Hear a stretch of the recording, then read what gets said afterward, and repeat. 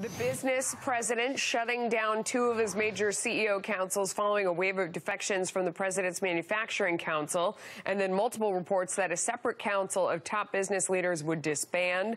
President Trump pulled the plug, tweeting, quote, "Rather than putting pressure on the business people of the Manufacturing Council and Strategy and Policy Forum, I am ending both. Thank you to you all."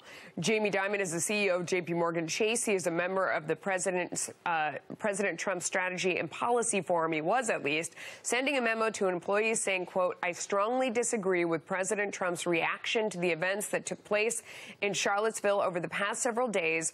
Racism, intolerance, and violence are always wrong." Let's bring in today's panel. Kevin Kelly from Recon Capital and Dan Mitchell from the Cato Institute. Kevin, I'll start with you. I mean, I'm normally a big fan of Jamie Dimon, but he's saying he disagrees with the president because racism is wrong. Did the president say that racism is right? No, he didn't, and it's a shame to see that there's a lot of identity politics going into corporate America right now, and things are becoming heavily politicized because we do need the business leaders of this country to coalesce together to push ahead the president's agenda.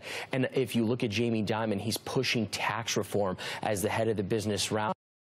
And that's going to benefit medium to small businesses. We need that. The tax code is convoluted and complex with over 75,000 pages. And the S&P 500 names don't have a detriment to that. Their net effective tax rate is 25%. They have overseas profits. So the problem is that small business owners as well as consumers need relief, and we need the business leaders there to help push this president's agenda through. Dan, he said violence is always wrong. Jamie Dimon said that. I don't remember the president saying that violence is right.